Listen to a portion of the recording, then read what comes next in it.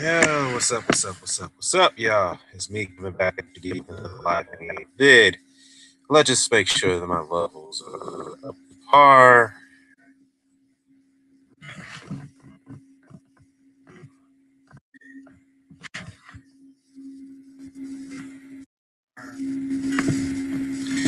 Uh,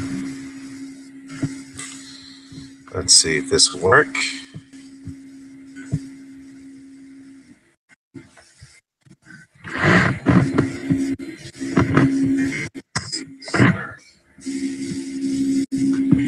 All right, there we go. All right, what's happening, y'all?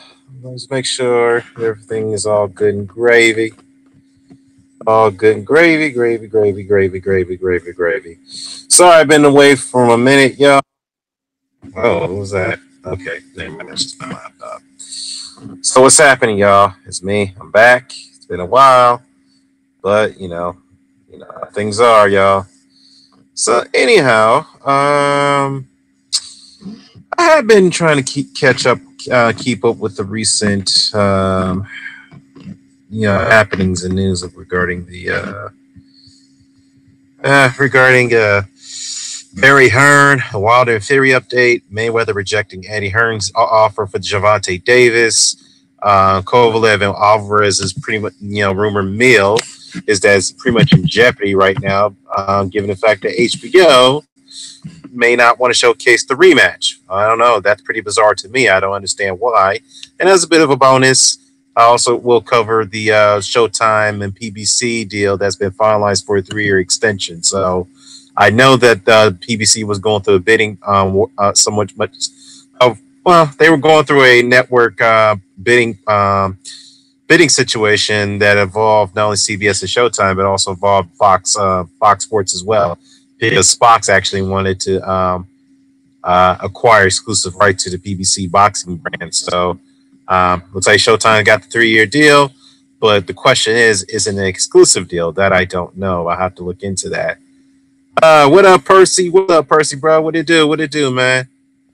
Yeah, man. Glad you're at work. What up, Tax? What up, Dan? It's too early to discuss Porter and Garcia, bro, isn't it? It is kind of early right now because the fight is, the fight is next Saturday, so I think it's kind of early to discuss, what that's about. I think leading up to it next week, I can probably get into it and break it down from a stylistic matchup going into it, and I could probably break down which guy has more of the, might have the edge. So, I mean, we'll see, man, we'll see. Um, but what I can say is that,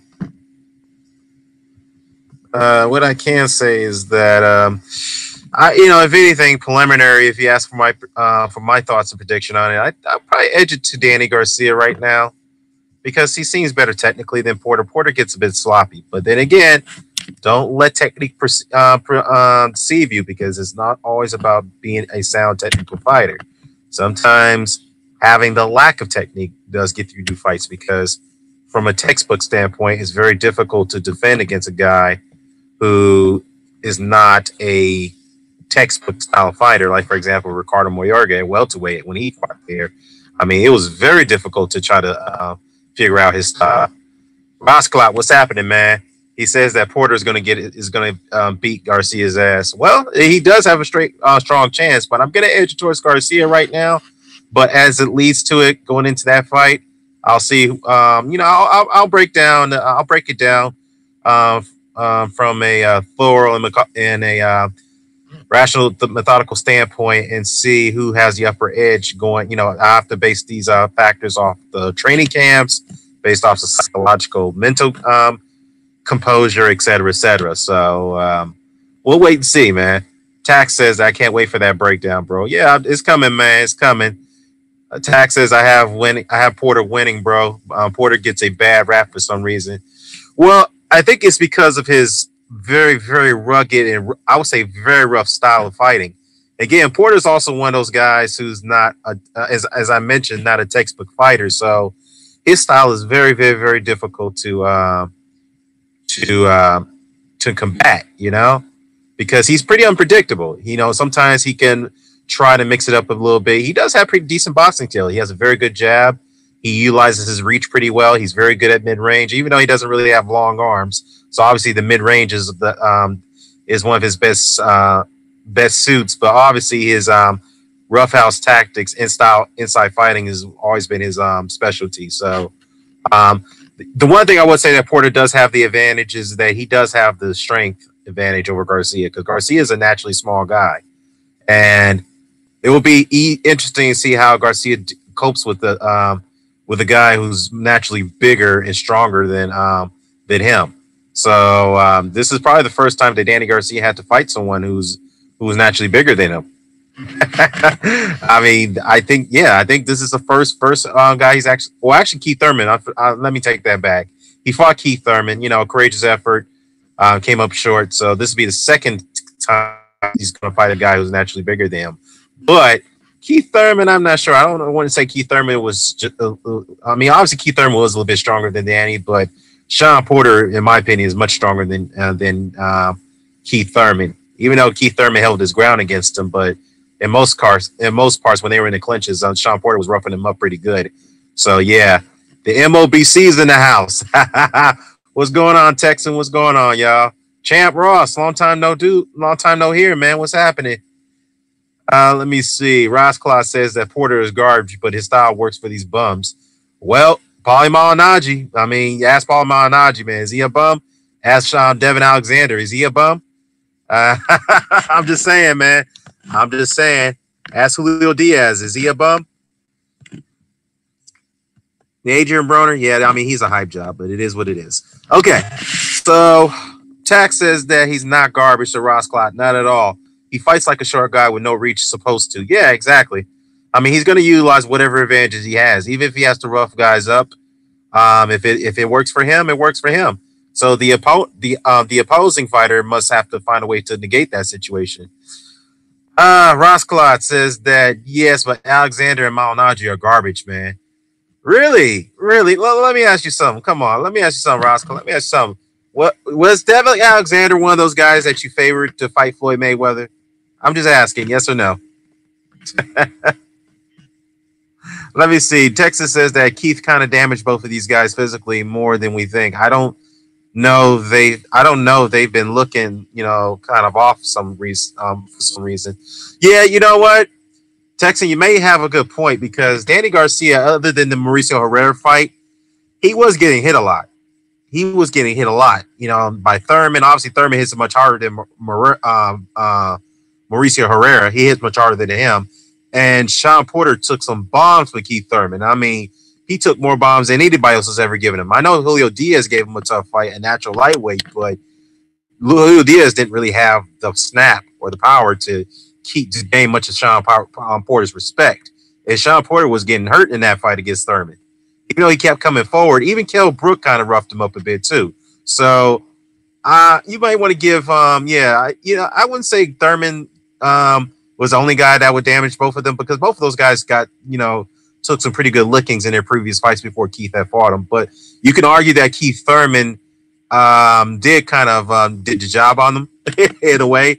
And I have to agree with you, Texan. They kind of look kind of off. Yeah, something's not right about them. In fact, not too many people are there are some people hyped up about this fight a bit. It's kind of like not too many people are hyped up about the Canelo and Golovkin rematch. I'm very surprised about that. And not too many people are hyped up about the Joshua Povetkin fight. That's very odd. And yet people are more hyped up about Fury and Wilder. I'm going to get into that one in a second. But let me finish this whole thing about Garcia and Porter. Let me see. Champ Ross says that Porter tough fight is a tough fight for anyone at 147 because of his style.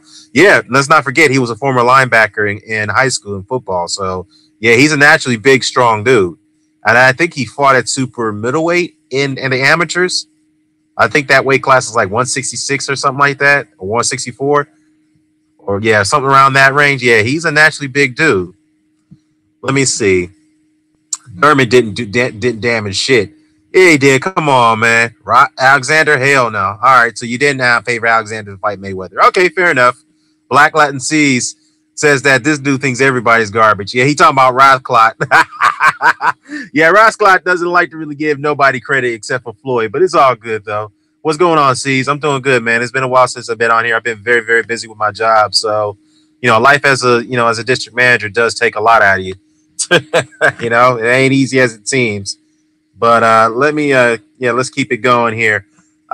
Chat Ross says that I give Malignaggi a lot of credit for getting as far as he did in his career with little to no pop at all in his punches. I mean, take a hell of a fighter to win titles and fought some of the fights that he did, and he stayed upright. You know what?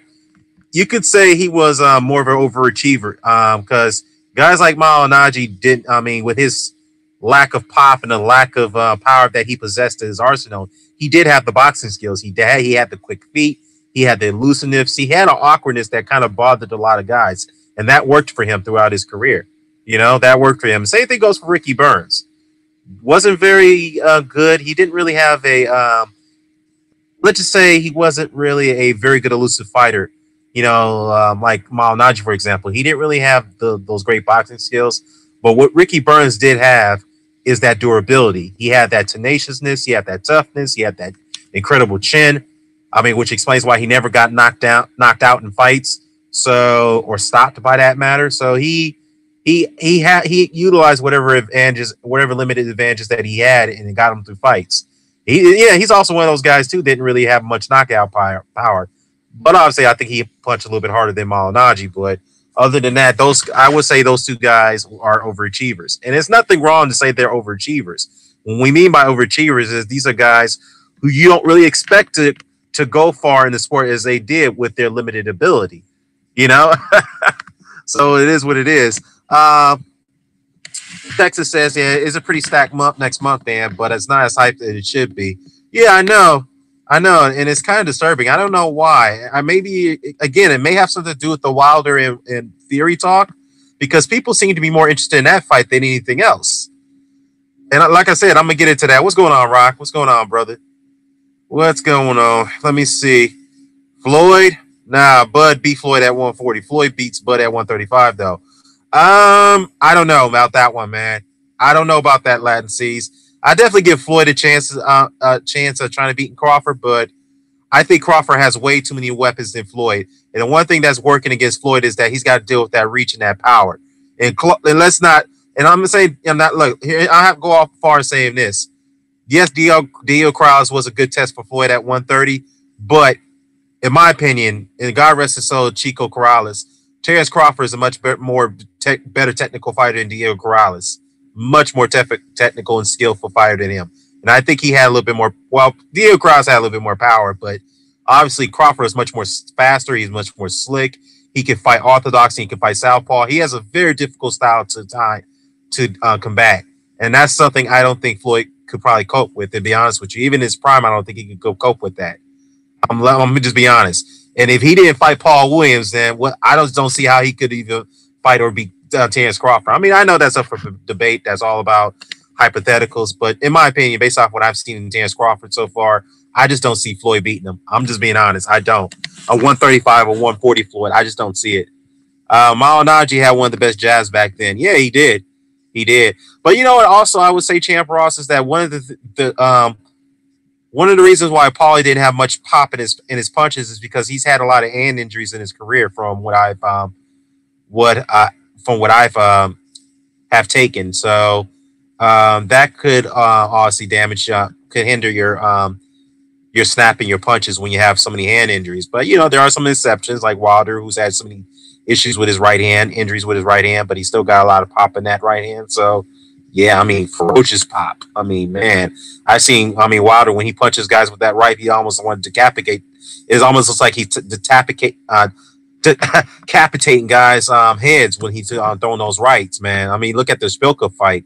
Before he knocked down Spilka, there was a couple times when he hit Spilka with a couple good rights. I saw Spilka's head snap back so hard, I thought his head was going to come off his shoulders. I mean, honestly, let me see.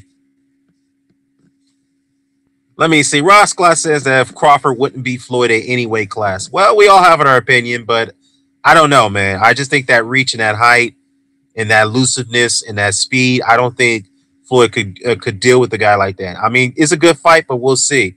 I mean, I know that's hypotheticals. Of course, they'll never fight each other, but different generations. It is what it is. Let me see.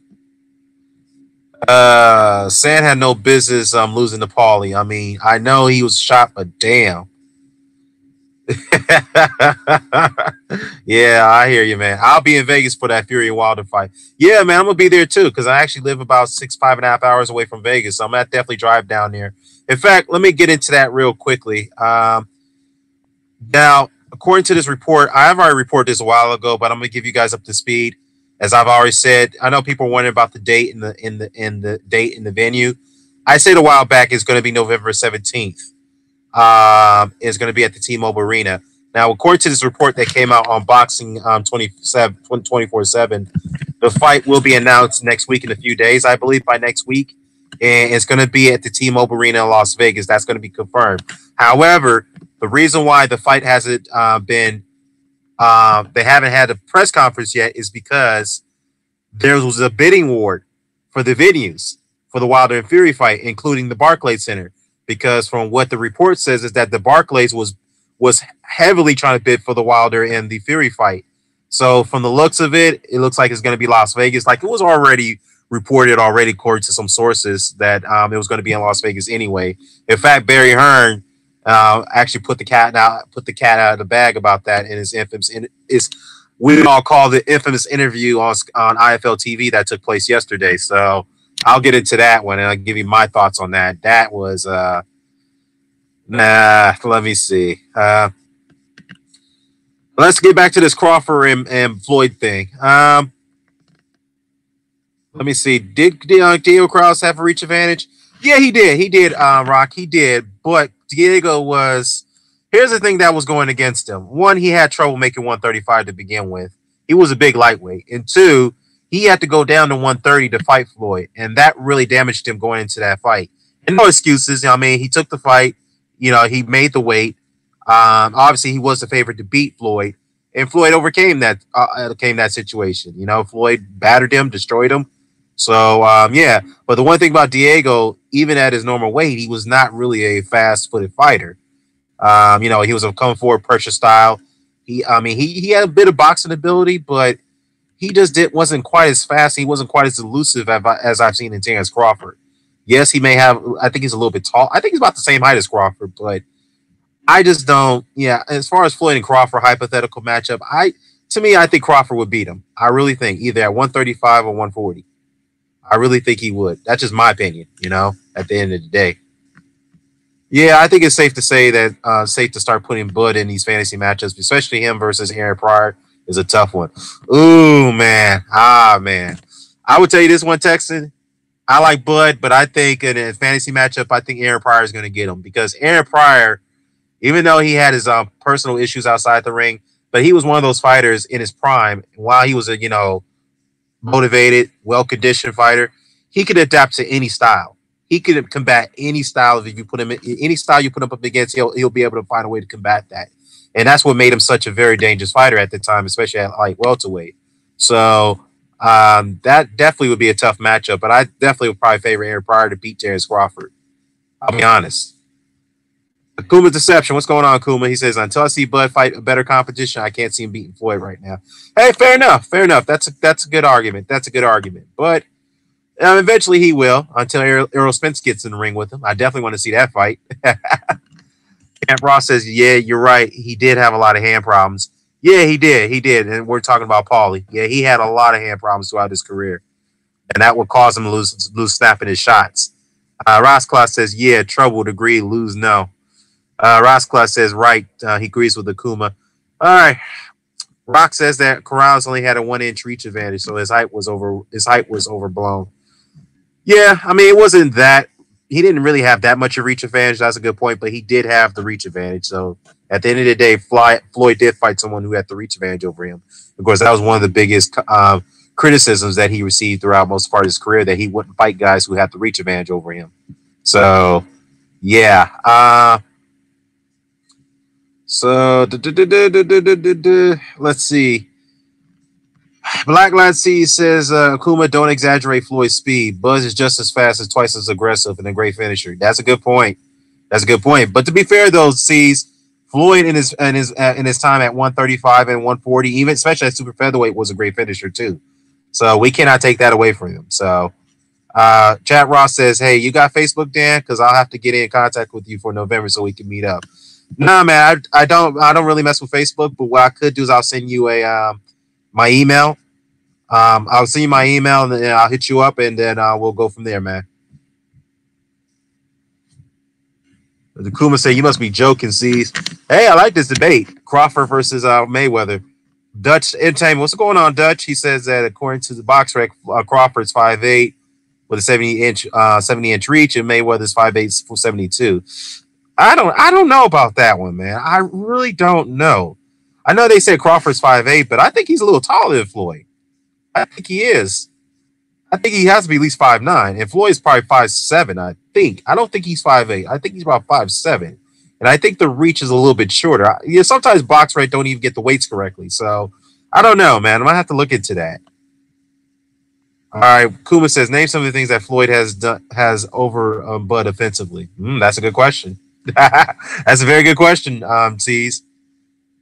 Black said Pryor beats Bud without the special drink. No, that infamous moment with Panama Lewis with about the bottle that I mixed when he beat Alexis Aguayo. I know about that, but even before that special drink, Aaron Pryor was still the man. He was still a beast. Okay, if you don't believe me, ask Tommy Hearns when he fought him at the amateurs back in the 70s. You know.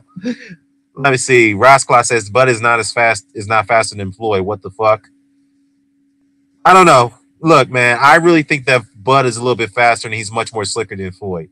Believe me, if you really put the pressure on Crawford, he can show you some speed and multiplicity of skills and punches together. He can.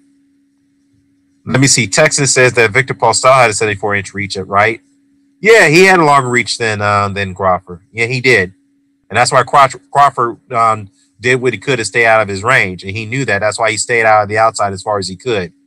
So Akuma says that, yeah, he has a better jab and a straight right than Bud, but he also goes to the body. So let's not even get into who's much faster hands and feet. But I hear you. But it's a good debate, though. I like that. Last he said special drink or without it, TC loses in the same day weigh-in. Yeah, Roscoe, I agree. I think Aaron Pryor, the Hawk, I think he'll beat Bud. I have to agree with Roscoe on that one. The MOBC's new video is going to be Floyd versus Terrence Bub Crawford. All right, Roscoe, I'll look for that video, man. Damn, man, I hear you are defending Floyd Mayweather. That's a rarity from you. Hey, what's going on, Hamed? What's going on? Floyd versus Terrence Bub Crawford. All right, Roscoe, my bad. So let's see. Rasclat says Floyd's arms is really at 74-inch reach. He paid for them to say 72. He's had the same reach as his dad. Well, I don't know about that, but I heard something about that, but I don't know, man. I don't know. Let's see. Texan says that, yeah, sources used to say that both Sanders and Andrade are like 5'11" until we saw him in the weigh-in. Yeah, I know. I mean, Andrade is a tall dude. Okay, let's be real. He ain't no 5'11". That dude's at least about 6'1" or 6 feet.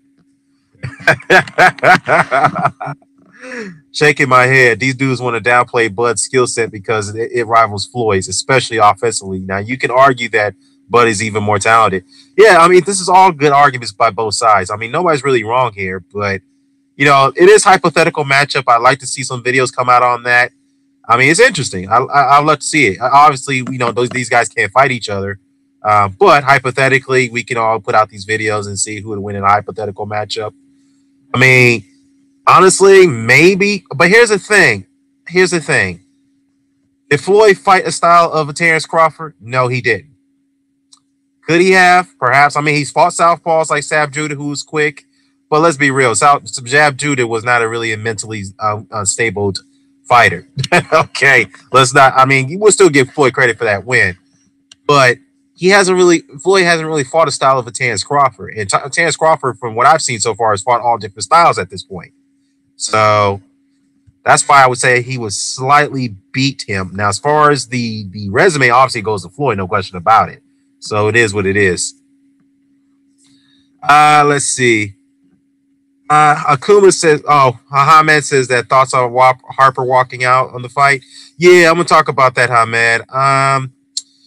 Curtis Harper, look, I understand. I did a video about this too. I understand what he did, and he did it out of protest because he felt that even though he's a journeyman, he felt he needed to be compensated more, a little bit more based off the risk that he was taking, a very dangerous risk, fight a dangerous prospect, a heavyweight prospect like Afi Ababa, right, from Nigeria. So,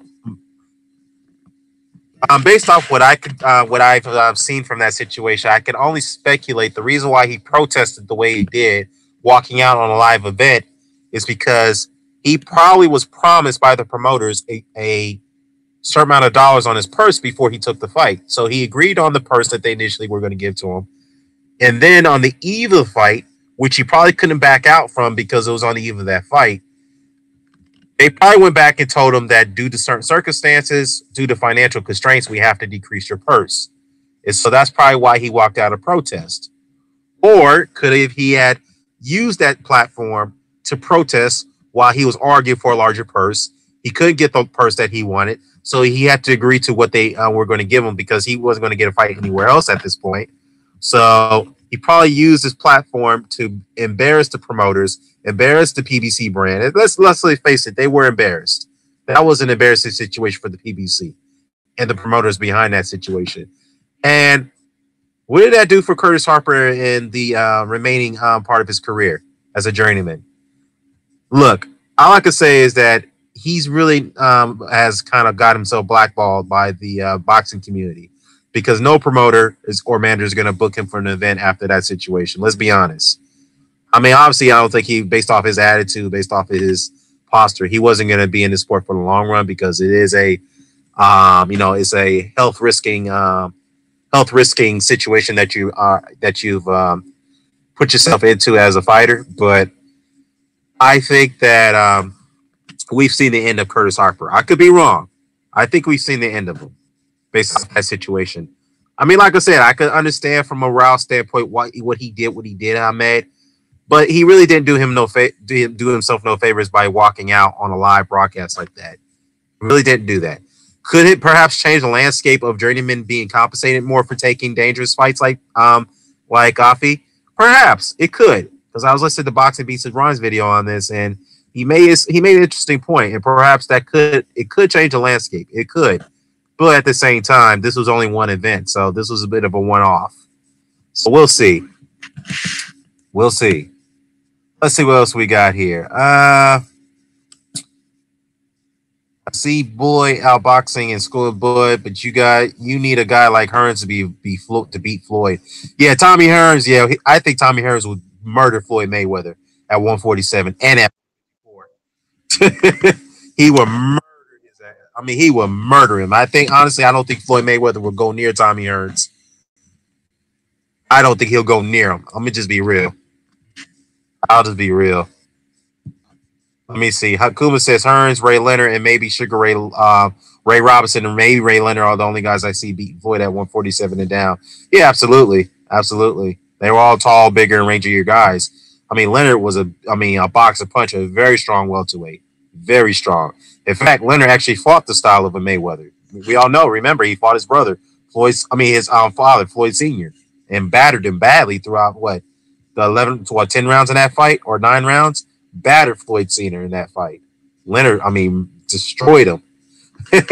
Where pretty much was an altering beating in his career that he took. Floyd Sr., but it is what it is. Percy says that who do you think wins between Pryor versus Mayweather? I favor Pryor. Ah, man, that's a good one. That's a good one. I might have to favor Aaron Pryor.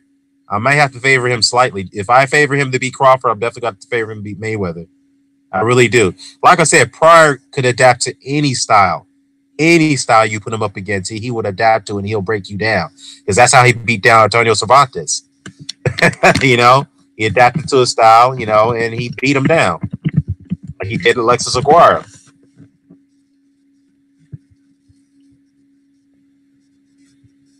Let me see. What else we got here? Sweet Pea Whitaker. Yeah, Perdell, Sweet Pea Whitaker. Yeah, that one. Floyd versus Sweet Pea. Oh man, that's a tough one. That's a tough one. Well, let me just say this. I would say Floyd had more power in his pop and his punches than Sweet Pea. And let's fair. Sweepy had power in his but he had pop on his shots too if he wanted to, if he really wanted to commit. But dude, that's a tough one. I'm on the fence on that one. That's a tough one. All right, let's get back to this. I want to talk about this Barry Hearn comments here because this is very interesting and it's got a lot of people up in arms here. Um, Barry Hearn had did an interview with IFL TV and Coogan Gas. Shout out to Coogan over there in the UK. He's doing a remarkable job. He's been doing a remarkable job for the last few years now with IFL. He's helped strengthen their brand and their public perception. So good job with Coogan right there. And he caught up with Barry Hearn, and they were fishing. And they were on a little vacation. I guess that's what you call in the UK, a little vacation or a little holiday, as you call it, I believe. And he wanted to. He asked Barry his thoughts and his his opinions about this whole Wilder and the Fury situation, along with the Joshua and Wilder situation. Now, the comments that kind of got people up in arms is about the fact that he said here that he was the one who advised Joshua not to take the fight right now with Wilder. He wait at least 2 years until let it wait for 2 years for financial reasons, because as of right now, the fight could be worth between $70 to $80 million. This is what Barry Hearn said, which is a complete contradiction to what his son Eddie Hearn said, because Eddie Hearn said that right now the fight is worth between $40 to $50 million. Right now, the whole thing that people are not that the people are upset the fact that Barry Hearn is the one who advised Joshua to not go through with the fight, wait 2 years. Okay, now to me, I'm a little surprised about that because Barry Hearn already commented on this a while ago. All right, he's already said this, and I've covered this on one of my previous hangouts or my videos, that he's the one who came out and said that he doesn't think Joshua should fight Wilder at this moment. There's many articles. Go back to look at it. But I guess the most surprising part is that what he said is that he doesn't understand why did Wilder and Finkel want the fight right away. They're the ones who were serious about making that fight. So when he said that, that killed the narrative of Wilder not wanting that fight. Now, I'm going to be fair, guys. When Wilder said he wanted 50-50, I thought he was not being serious. I'm going to be honest. I thought, come on, man. You're not, I'm a fan of Deontay. Come on, dude. You're not getting 50-50. Why are you asking for 50-50, So I guess, we all know that was a negotiation tactic, leverage to kind of get what he wants. In a way, you work your way up, and then you work your way down. It's kind of like top down selling when you're selling a product. You start from the high, then you work your way down to the middle, then you work your way to the lowest if you can. All right, come to a compromise. But the fact is that, from my understanding, I think what Barry Hearn was suggesting is that he knew, based off those flat fee offers that Wilder was offered 12.5, then it got enhanced to a $15 million flat fee offered. He kind of knew that Wilder and his team were not going to go for that. But eventually, when Wilder and his team were going to compromise on that offer, say, okay, we'll settle for, we'll go ahead and compromise. We'll take the $15 million offer. We just need a couple of things sorted out. I know the venue, date, okay, and all that, that's fine. But the main thing they wanted sorted out was a rematch clause. What about the rematch clause? Okay, as soon as Wilder said, okay, I'm going to go ahead and sign this, we'll go ahead and get this back to you in a timely manner, then the WBA calls for the mandatory fight between Povetkin and Joshua, which some people kind of felt that was kind of strange. But the thing is that what Barry Hearn said in that interview, it wasn't surprising, but at the same time, it was it was quite contradictory on what his son was saying.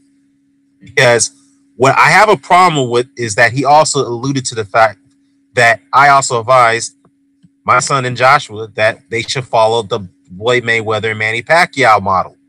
Let's follow that formula. Let's hold off the fight.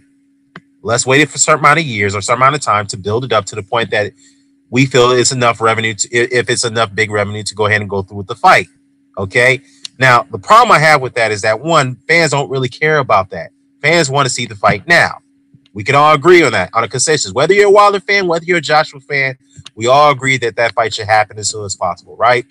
Now, the problem is that I have with Barry Hearn's thought process or logic is that the Mayweather and Pacquiao rivalry and the fact that this fight was stalled out, mainly due to Mayweather's camp, damaged boxing. It divided the boxing community, particularly on YouTube, for many, many years until they officially fought. That fight turned out to be atrociously, abysmal and a disaster. And we all believed that after that Mayweather-Pacquiao rivalry had ended, boxing can go back to the way it was. We don't have to have this type of innuendo amongst each other, that it can move on from that. And we all agreed that boxing should never be put in that situation where we have two men who are whose rivalry is dividing the boxing community. And now we're now with this whole stalling technique, which I have to say by Barry Hearn and Matchroom, this is dividing the boxing community again to certain, but not to the extent of Mayweather Pacquiao, because that was bad. But this right here, nah, I don't like it. And the reason why I don't like it is because Robert McCracken also had some say in this situation where he doesn't believe that Joshua is ready for the Wilder fight. He doesn't believe it. And Joshua even went to Barry, as Barry Hearn has said, and say, look, Joshua came to me and asked me, what should I do? Should I take the fight with Wilder now or what? And Barry told him, well, if you're going to retire in a few months, then take the fight. If you're not, then put it off. Okay? The fact is that Barry Hearn pretty much vilified my point. And I've always said this, and I'll say it again. I think that Joshua's team are deliberately stalling this fight because, one, they don't believe Joshua can beat Wilder at this point. Two, they want to maximize whatever profits they can get from the fight by stalling it, which Barry Hearn pretty much admitted. And three, they're trying to age Wilder. They're trying to wait for him. They're waiting for him to slow down. And I'm going to be very consistent about this. As much as I respected Pernell Whitaker, Sugar Ray Leonard, and Floyd Mayweather to some degree, I didn't like it when Ray Leonard deliberately stalled the Hagler fight for a certain amount of years. Okay, I didn't like it when Sweet Pea Whitaker stalled the Chavez fight for some amount of years, and I certainly didn't like it when Floyd Mayweather was stalling the Pacquiao fight for some amount of years. Okay, so if I'm gonna be a little, if I'm gonna hold those guys to the standards, I gotta hold Joshua and his team to that same standard as well. And believe me, guys, if Wilder was doing this to an opponent, trust me, I would go after him too. I would say, nah, man, you can't just deliberately stall a fight just so you can wait for him to slow down. No, don't do that. You got to fight him at his best. You know? Yeah, the thing about Barry Hearn was asked about, well, isn't that kind of a dangerous risk right now? Because this is the heavyweights. There is no moving up and down weight in the weight classes. One of these guys could lose before 2 years. This is what Coogan asked Barry. And Barry said, yeah, that's true, but it's a necessary risk. You have to understand, in this line of business, you have to take the risks, which is true, but fans don't really want to hear that. They want to see the fight now. While these two guys are fresh, they're in their primes. They're both exciting fighters. They're both knockout artists. So why not put them in the ring now? Like you put these prospects in the ring early in their careers, like Joshua and like Hearn, what his son Eddie did, or Barry may have a final say on that. Just like they put that Dillian White and Anthony Joshua fight together. Two prospects in their prime fighting each other, undefeated. So why not put Wilder and Joshua in the ring right now? Plain and simple. Why don't you just do it right now? But anyways, let's just say that what Barry Hearn just did right there, in my opinion, guys, I think he threw Matchroom under the bus based off of that interview. He did. Okay? He did. And it should put this debate to rest for now until they fight. If you ask me personally, I'm not going to mention the Wilder and Joshua situation until they fight. Because right now, Joshua has to fight with Povetkin coming up. He should focus on that. And Wilder is going to have a fight with Fury coming up, which he should focus on that as well. Okay? So let's leave it at that. And another thing someone had asked me before I came on here is that do you think this is well, here, let me take this back. Based off what's going on, whether you believe, you could choose who you want to believe in this situation. You could take Barry Hearn's comments the way you see fit. That's fine. But the one thing I do know is that based off what I heard or what I seen in that interview, Joshua's profile took a hit again. It took a hit. It already took a hit, in my opinion. It took a significant hit after his Wilder negotiations fell through. And based off what I heard, and again, I have to repeat myself, based off what I heard, and based off the fact that Barry Hearn deliberately admitted that they're stalling the fight, it's going to take a hit on Joshua's profile. And the fact that he's already getting a little bit of criticism from his last two performances in big stadium fights. And he himself, as Joshua came out and said that he's under pressure to give the fans what they want in the Povetkin fight. And what I mean by that is that he's receiving pressure to knock Povetkin out. All right, and I'll get to that in a second. The Texas says that, or Cuba says that Ray Leonard was a low key cherry picker, but people forget about after 20 years. Well, he was after the Hearns fight. You could say that Ray Leonard, and in his first retirement, Ray Leonard kind of was very selective on his opponents after that because he was, after his retina injury, he was very cautious. He was a very cautious fighter after that, and much as I respect Ray Leonard, he had some very good wins. He took some risks in his career, but yeah, after his later stages of his career, I don't know. I mean, to be fair though, he did take on a dangerous Terry Norris. If he, even though he thought he was chinny, he could knock him out at 154, and he was proven to be wrong.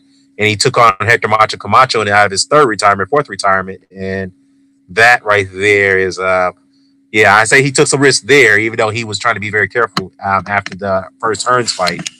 Uh, the Texas says that Mikey might be fighting Pacquiao other than Spence. I heard something about that. I heard that his representatives are in talks with Pacquiao's representatives to try to seal a deal. So they're weighing their options out. So I mean, if it does fall through, then Spence is going to be his other option. So I hope the Spence and Mikey fight happens. I really hope it does because I think we have a best little man against a good big man at welterweight. So we'll see. Hakuma says that Barry Hearns didn't say anything that intelligent fight fans didn't already know. I don't know why people were surprised by what he said. Well, again, Kuba, I'm not surprised about what he said because to a certain degree. The reason why I say that is because he already reiterated this point about a month ago that he advised that they should hold off that fight at least a year or two. But what I'm surprised about is that he even said that Wilder's team wanted to make that fight happen right now. And the argument is that people are saying that Wilder's not serious about the fight. Barry Hearn just came out and said, yeah, Wilder's team were serious about it. They wanted it to happen right away. But we're trying to stall it. That's what he said.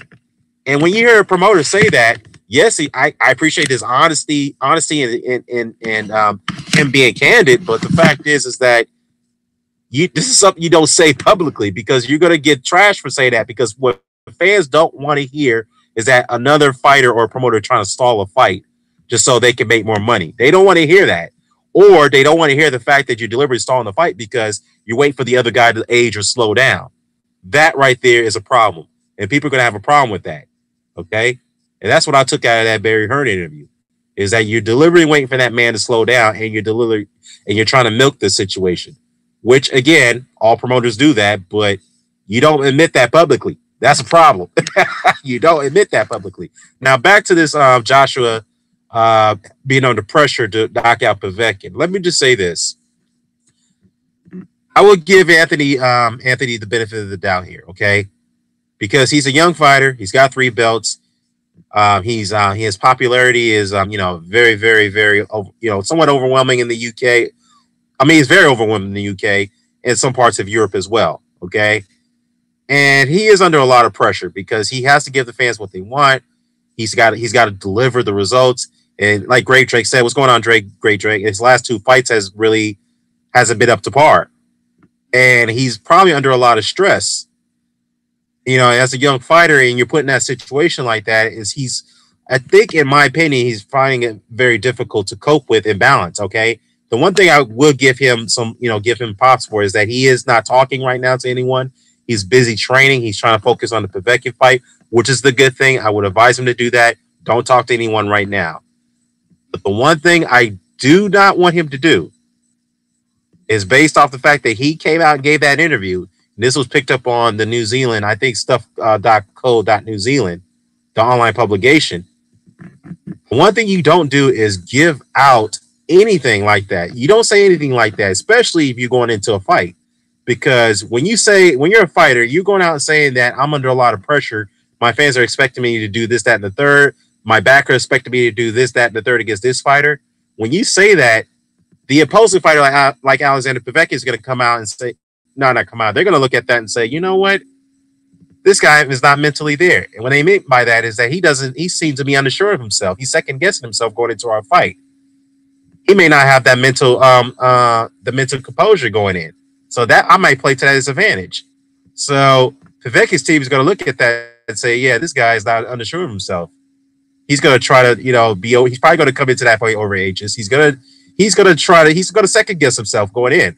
And that will play to Povetkin's hands right there. So this is the one thing that Anthony's got to understand is that you don't do that. You don't give away things like that. That's going to give some type of mental edge over your. So that way, your opponent's going to somehow going to get a mental edge. You don't do that.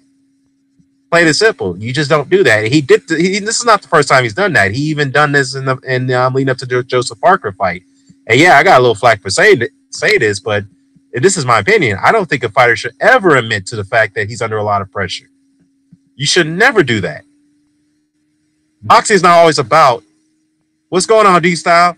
Boxing is not always about being the strongest and being the most powerful guy.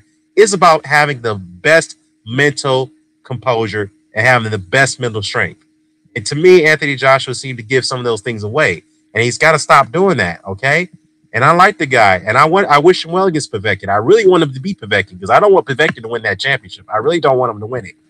But you just don't do that, man. You know, don't give away things like that, which your opponent could deem as if that he's going to use that as a psychological advantage against you because he's going to, again, I have to repeat myself. Povetkin is going to look at that and say, you know what?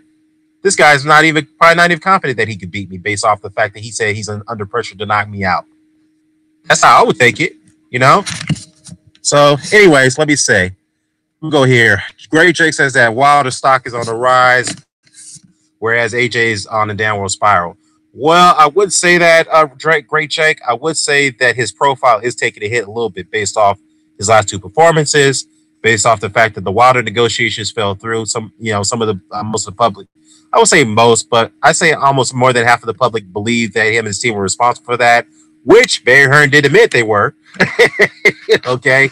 And the fact that he's coming out and saying that he's under a lot of pressure to fight Povetkin, to knock out Povetkin. So, again, like I said, I'll give him the benefit of the doubt in that situation. As a young fighter, you put in this position, yeah, it's challenging to cope with a situation like this, but you just don't give that away, especially where you have a fight coming up. You don't do that. Plain and simple. Kuma says that we'll see how his pay-per-view numbers look, but if it's bad, your point is null and void. What are you talking about, Great Jake? Let's see. Ross Clyde says that AJ stock is not on the downside. No, I agree, Ross Clyde. It's not on the downside, but I will say it has taken a hit from a negative standpoint. Let's see. Akuba says, when is the Wilder and Fury fight being announced? Well, for all the other details, according to this report on Boxing 24/7, and it got picked up by Eastside Boxing, the announcement is supposed to be coming as soon as next week. It could be announced in the next few days. But from the looks of it, Vegas and the T-Mobile Arena in Las Vegas are the winners for the bidding for that fight. Again, Okuma, the reason why Frank Warren and team didn't announce it this week or that last week is because the venues were in the bidding war, particularly Barclays, because Barclays was bidding for that fight between Wilder and Fury. So that's the situation. In fact, the T-Mobile Arena still has the November 17th still vacant. So that's more than likely. In fact, Barry Hearn even gave out the goods on that fight. He even confirmed the date. Well, actually not confirmed it, but he pretty much gave out the date for that fight, which is November 17th. Again, I've already reported that based off sources who already brought this up before they even did a face-off in the ring together. So let's see. Black Lives says if Povetkin can get to AJ Shin, he's got a good chance. Yeah, and plus Povetkin is a very, very difficult fighter to fight in the inside too. Very difficult fighter to fight in the inside. He's short, he's compact, not a very big heavyweight. I mean, he is 6'2", 220, maybe 219. Sometimes out of the ring, he's about 210. So he's not really a big heavyweight. So but he's short, he's got power, even though, Osterine or not, or Meldonia or not, he's still got pop in his shots. He's still very durable. So yeah, if Povetkin can get to AJ Shin, yeah, that's going to be a problem for AJ, man. To Texas says that Povetkin looked like he had some tough sparring with Daniel Dubois today. Yeah, let me talk about that. Daniel Dubois actually flew over to Russia to give Povetkin some sparring. And I know some of the UK fans were not happy about Dubois going down to Russia to help Povetkin out. But here's the thing. I have no problem with that. I mean, look, even if an American was going to go down to Russia to help Povetkin to fight Wilder, I wouldn't have no problem with that. I mean, I don't know why people are up in arms about that. So, look, if Dubois wanted to go down there and and spar with Povetkin, then so be it. It is good for him to because that way he can get some experience. Not not in the official fight, but at least Dubois can say, you know what, I spar with this guy. I know what he's about. I know what his style is. And I know how to combat that. So if I ever have to fight him in the future, which I don't know if Dubois was ever going to do that, but we'll see. Let's see. Ross says that AJ can't beat Wilder, but Wilder is a bum. Oh, hey, yeah, whatever you say, Ross. So so fans say Wilder can beat Holmes. What do you think about that, Dan? Ah, man. I'm gonna be real, man. I like Deontay Wilder, but I don't see him beat Larry Holmes in his prime. No, I would say he would give Larry Holmes a tough fight, yes, but to me, Larry Holmes was just much. I mean, yeah, he was much more skillful. In my opinion, I think he had more power to shot. I don't know power. I don't know, but I think Holmes had more tricks up his sleeves than Wilder. In my opinion, I think he does. And I know some people are gonna come at me for saying this, but it's all about hypotheticals. And I think Larry Holmes will beat Deontay Wilder. I'm not saying he'll beat him easy, but it'll be a very tough fight. But I think he'll beat him. I'm not sure he'll knock him out, but I think he'll beat him. Because yeah, that jab, that head movement. Holmes was very elusive too for a pretty big man. So so that's what it is. The Texas says, I agree with you, Dan. It's about Daniel's benefit to improve as a fighter. Have nothing to do with him portraying his country. Yeah, absolutely. Absolutely. So I just don't understand why some of the people are up in arms about Dubois going down there to Russia to help Povetkin out. I don't understand that. I mean, many fighters go into other fighters' backyards to give us part against their countrymen. I mean, that happens all the time. It's nothing new. I mean, Jesus. Uh,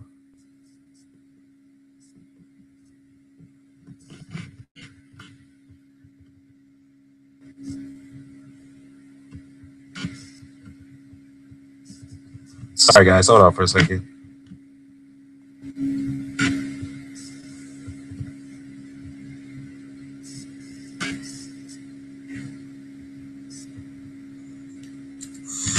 Let's see. Holmes would beat Wilder also. He had a great chance. Yeah, we all could agree on that pretty much. Also, all those Russians are probably paid him good though. Good too. Yeah, let me tell you something about Russia, man. They got a shitload of money over that in that country in Russia. A shitload of money over there. Ross Class said a lot of fans from the LDBC seem to think that Wilder could beat Holmes in Holyfield. Yeah, they kind of going too far with that one, Ross Class.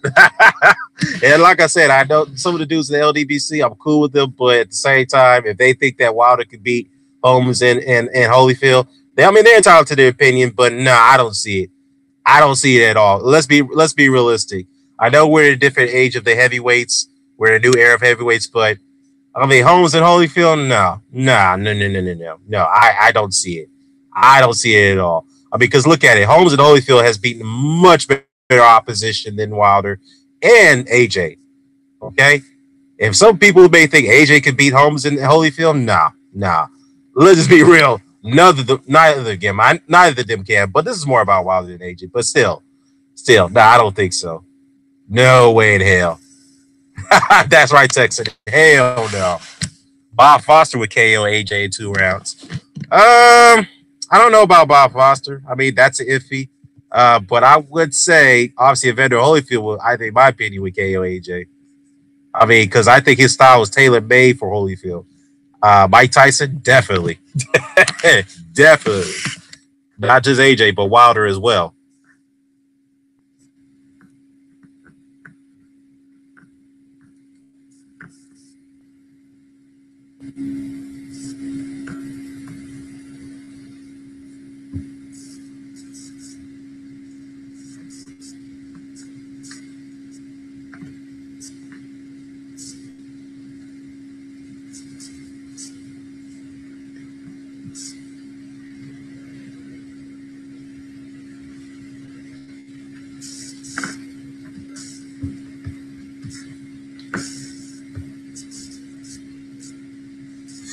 Sorry, got that, y'all. Okay, Ross Clark says that Bob Foster can't even beat Wilder, but Bob Foster could beat the shit out of Andre Ward. Oh man, I don't know about that one. But it's all iffy, man. I mean, those are different styles there. Bob Foster had his own style. Yeah, he was a damn great light heavyweight. Um, I'm not sure about that one, but maybe Michael Spinks could beat Andre Ward. Yeah, maybe you could make that comparison. We'll see. Blackman sees that Wilder's my favorite heavyweight, but he ain't beating Real Deal Holyfield. Yeah, absolutely. Absolutely sees. We all could agree that Wilder cannot beat Holmes and Holyfield. Yeah, I just don't see it. I don't see AJ doing it either, too. I'm just being honest. I'm just being honest. And Ross Clyde's an AJ fan, and he'll tell you that he'll look big and clumsy against those guys, those past greats, Holyfield, Tyson, and Holmes. Hell, I think AJ will have a problem with Riddick Bowe. I mean, I know that's up for opinion, but Riddick Bowe is hittable though. But Riddick Bowe was strong as hell though. He did have that durability, even though he was getting hit a lot. But he definitely had that durability. Which heavyweight do you think could eat a clean right hand for Wilder in the past or present? That's a good question, Great Jake. I would say George Foreman, maybe, because George Foreman took bombs from many guys in his career. I know Ali knocked him out, but that was due to fatigue, and that was a prime Foreman who was a little bit more clumsier back then. But an older Foreman who was much more wise, who was much more patient. He took bombs for a lot of guys. He took bombs from Holyfield. He took bombs from Tommy Morrison. He took bombs from Shannon Briggs to some degree. Michael Moore. So, oh yeah, Michael Moore was a tough guy too, man. A tough southpaw. Black Lab season at Ward v. Spinks. I don't know about that one, man. I mean, that's a tough matchup. That's iffy, but I'd probably edge towards Spinks, if you ask me. Ross Clark says Wilder's right hand KO and bums, not anyone elite. Luis Ortiz, have you forgot about him? Ross Clark? All right, let's see. The Texas says Vitaly Klitschko, George Chuvalo, or maybe David Tua. Yeah, David Tua could take Wilder's right because David Tua definitely had a chin like concrete, man. By Ike Adiabuchi, baby. Even though, I mean, look, I think Adiabuchi could take some shots too because he took some bombs from David Tua. Heavy bombs against him in that fight. Vitaly, I don't know. Exactly, great Jake. So Ortiz is not elite? Yeah.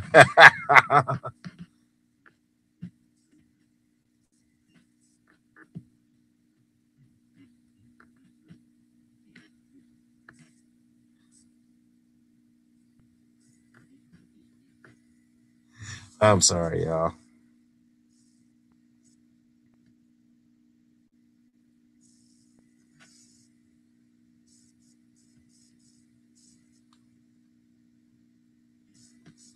Oh, my reps is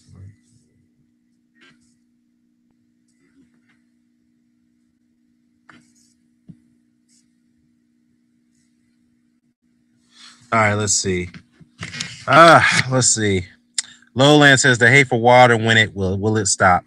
Yeah, Lowland, what's going on, man? Yeah, we're just having a hypothetical matchup right now, and trust me, nothing against Wilder. I like him, but as far as him beating Holmes and Holyfield, no, I don't think so.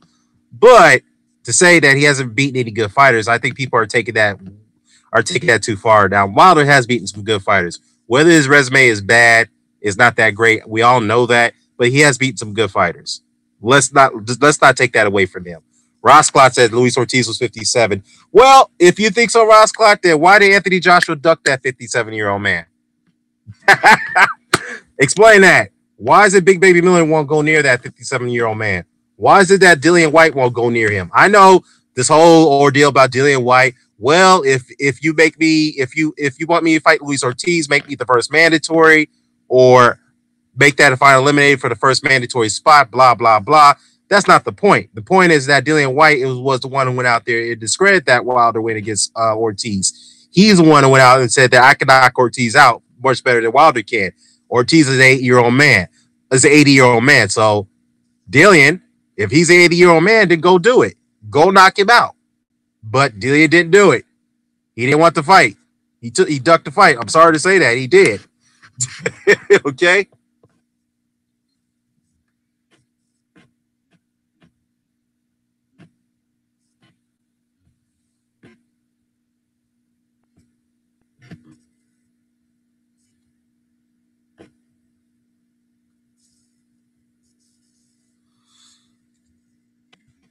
Let's see. What else? Ross Clark says, so what Vladimir better than Ortiz? Look, Ross Clark, no one said that Vladimir is better than Ortiz. Joshua does have that better win than Wilder did. I've said that. But what my problem is that people are trying to discredit that Wilder win against Ortiz. In fact, people, I hate to say it, like yourself, has said that Wilder's been ducking Ortiz for years and he needs to fight him. We've all said that. I made videos saying that Wilder needs to fight Ortiz. I even said that Wilder's dismissing him. I didn't like that. And Wilder's is my favorite heavyweight. I've said it. And then when Wilder took the fight that nobody wanted and he beat the guy, now he's getting no credit for it. This is the problem I'm having with it. Seems like this is a catch-20. It's like we have we having selective memory here, because I recall at a time when Wilder was getting criticized for not fighting Ortiz at that time. People were saying that Joshua was going to be the guy who's going to step up to fight him. Watch. I remember those comments. I remember those videos. People saying that Joshua was going to step up. Watch Joshua take the fight. He'll show Wilder how it's done. But what happened? Joshua didn't take the fight. He ducked the fight. Plain and simple. He ducked the fight. There's no other way of describing it. He did. Okay? And Wilder takes the fight, and he beats him, and now nobody wants to give the guy a shot again. See, I don't like when a fighter gets marginalized like that, okay? He is one of the best heavyweights out there, regardless of whether his resume is not that great. But the fact is that he's still a top contender, and people need to give him a shot. People need to fight him. Wilder ducked Dillian White. What's your point? Yeah, I know that. So what? I know that, Ross Clot. But what I'm telling you is that, again, I'm saying that AJ's win over Vlad is much better than Wilder's win over Ortiz. We can all agree on that. But the problem is that I don't like the fact that Wilder's getting discredited for the fact that he beat Ortiz. The same guy that many, you and others, have accused for ducking for a long time now. That's all I'm saying, including me. I've accused Wilder for ducking Ortiz. So, yeah. Fury's coming off a 3-year layoff. Well, the difference with that situation, Ross Clyde, is that Fury's already had 2 2-up fights before he fought Wilder. And Klitschko came off a 2-year layoff, but he didn't have any 2-ups. Joshua took the fight, Vladimir took the fight with Joshua straight away without any 2-ups. And all credit to Joshua, he still had a great win. But those are the facts. And again, and I'm going to be very, very consistent here, and I said this in my prior videos and my prior hangouts, even if Wilder beats Fury, which is a great chance that he can, even if he beats Fury, Joshua's win over Vladimir is still better than Wilder's win over Fury. I know some people are going to disagree with me with that, but that is my opinion, because that's an all-time win right there. That's an all-time great win for AJ. That's a Hall of Fame win. He deserves credit. Okay? Plain and simple. I still think he's the number 1 heavyweight, even if Wilder gets past Fury. I still think he's beat number 1. That's my honest thought, and that's my honest opinion. Okay?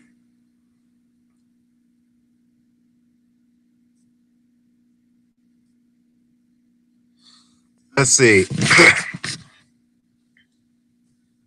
See, Black Lad sees that wins over Ortiz, Fury, and Severn twice would give him lineal supremacy and the best resume at heavyweight. Again, sees, we all could agree or disagree, but I don't think so, because if you have to look at Joshua's wins, he has wins over Vladimir, he has wins over Dillian White, he has wins over Joseph Parker, Carlos Takam, and perhaps a Povetkin win. But yeah, come on. I mean, are you serious? I mean, I understand he's coming off a 2-year loss and a vacation, but Vladimir almost knocked the guy out. And we all could agree that Vladimir gave the best performance that he's ever had in his career, despite the loss. So we could all agree that Vladimir Klitschko is a Hall of Fame fighter, and AJ deserves that credit. That's a Hall of Fame win right there. I'm just being truthful here, man. Wilder doesn't have any Hall of Fame wins yet. Until he gets to that point that he will, Vlad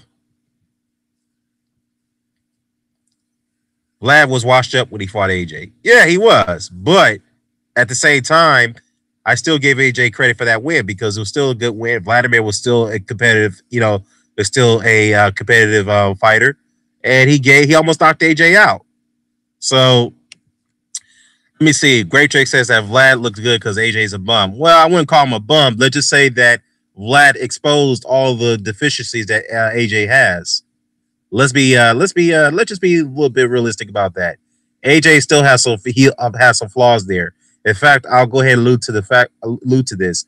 After that AJ Klitschko fight, Robert McCracken actually told AJ, and this is true, he actually told AJ in the locker room that I'm not happy with that performance. That's what he told AJ. He said that performance showed that you have a lot of deficiencies and we got to work on it. Really has a lot of deficiencies. And he told AJ something that he needed to hear because if he didn't tell him that, then he's not going to improve as a fighter. And Robert Crockett have every reason to tell AJ that. I guess it was too hard to say that I didn't like that performance. He could at least worded it better. That you know what, good win, but there's some things we got to work on. He should have worded it that way, but I guess Robert Cracken's too blunt. He's going to tell you how he feels, and he's going to deliver it the way he wants it. So I guess after that Vlad fight, AJ has been very, very cautious ever since.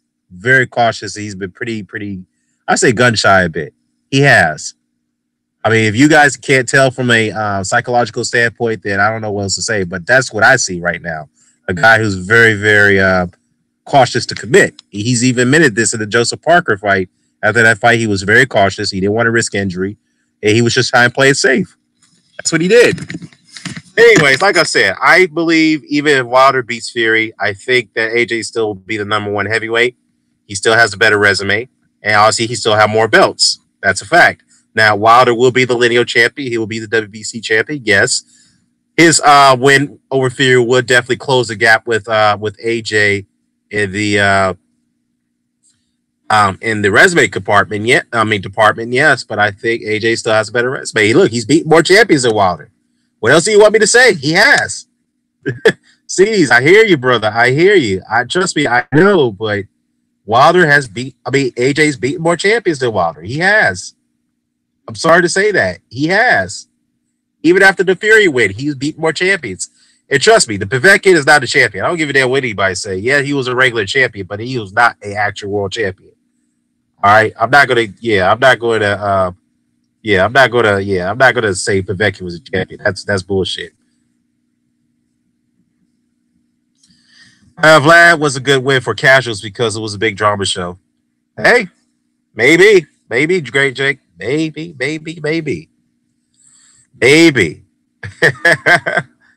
Anyways, let me send you guys, some of the guys, a link to see if anybody's going to come on and join me for a second. Let's see.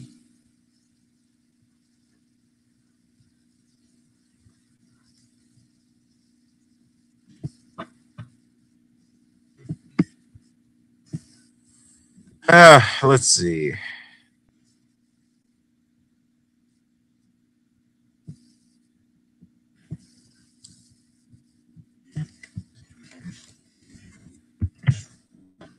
All right.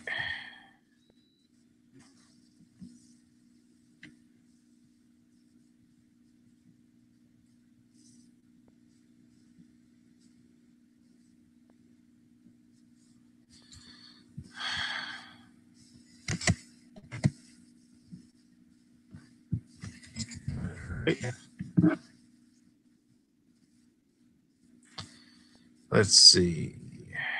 Mr. Doc, up on, guys. And I think I have one more.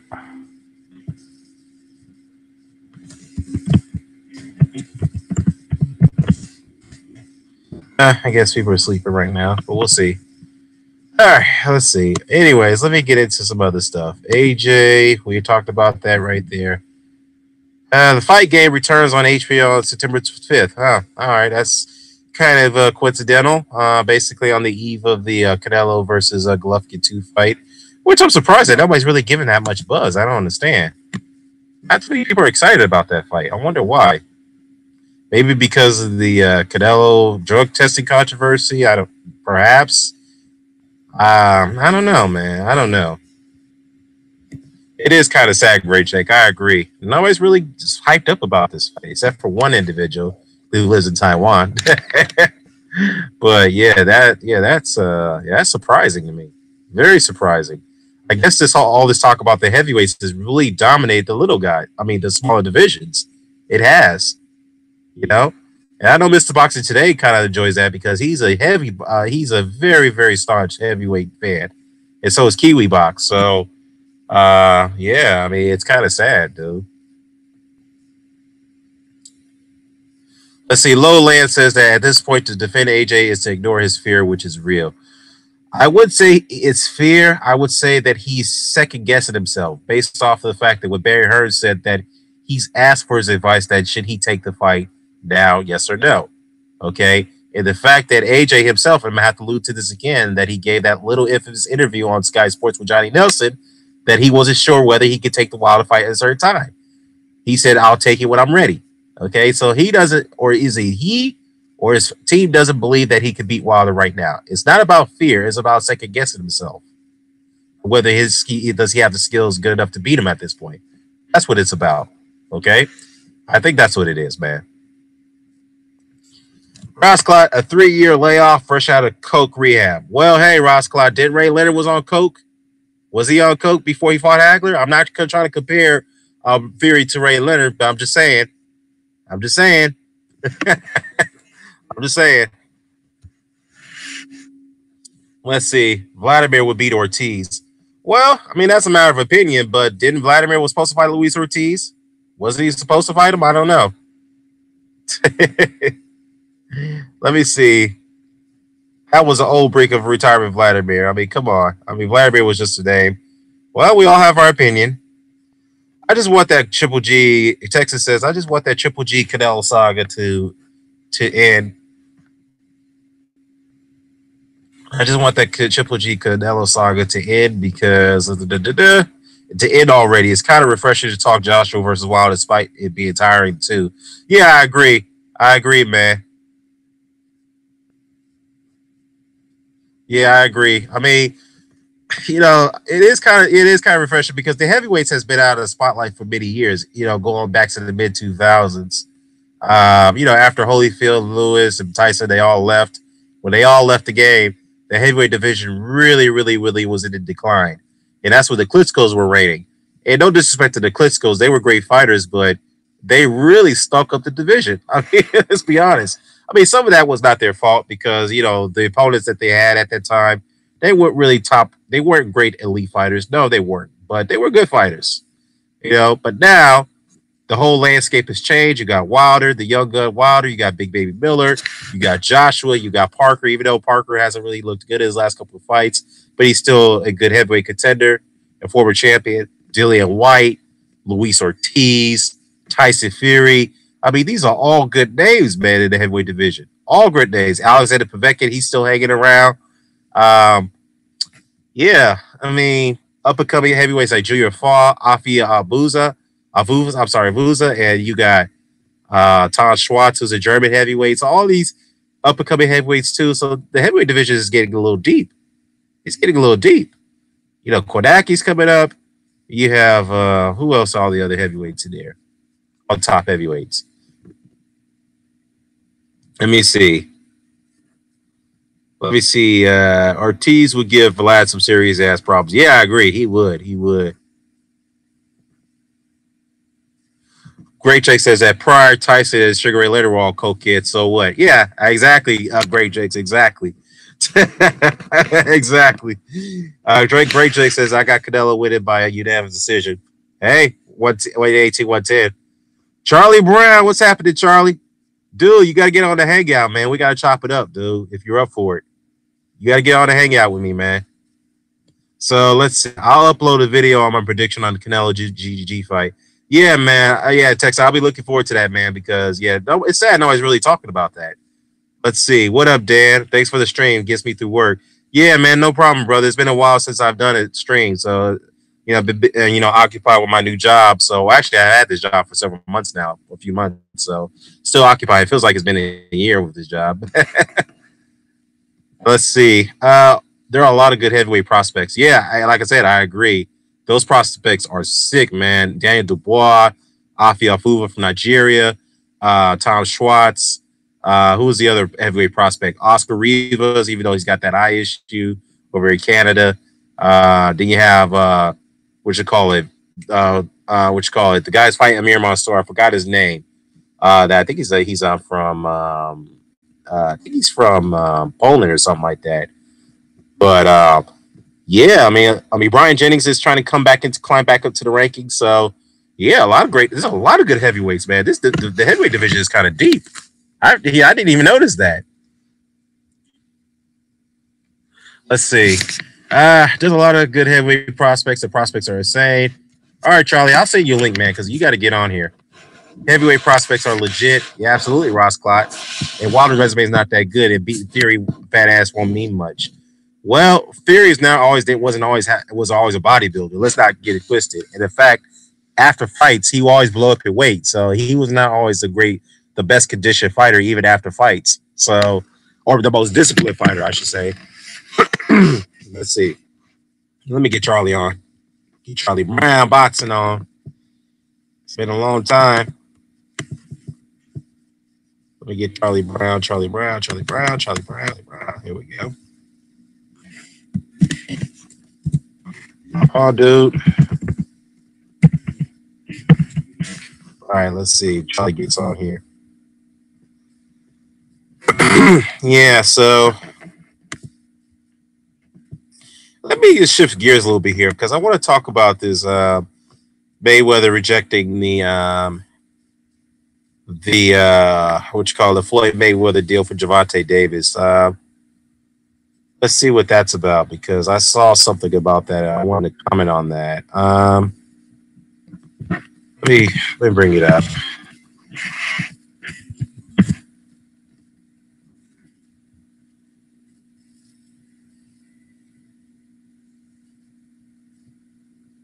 Give me a second, guys.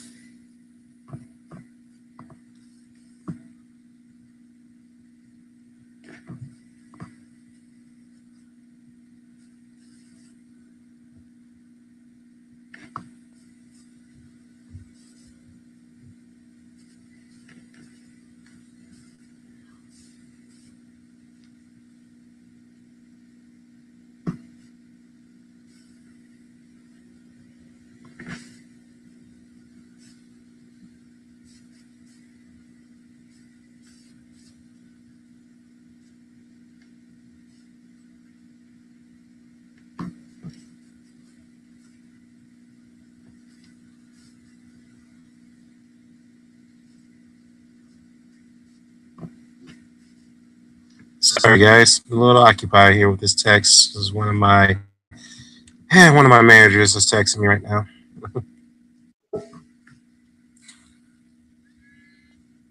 Hey, somebody's texted you. What did Charlie say? All right, brother. We'll give you 5 minutes. All right. Let's see. Young Merv says that Floyd said Tank ain't on the road to nowhere. No deal. Also, that's what this is about, whatever that means. Okay. Let's see. Ross Klotz said, Black Lives says, come on, bro. If AJ was fighting Fury, would you be discrediting him? Ah, that's a good point. That's a good point. Hey, come on, Ross Klotz. Answer the question. If AJ was fighting Fury for that lineal title, would you be discrediting him for fighting him? Yes or no? That's a good one, C's. That's a good one right there. The MOBC is hating tonight.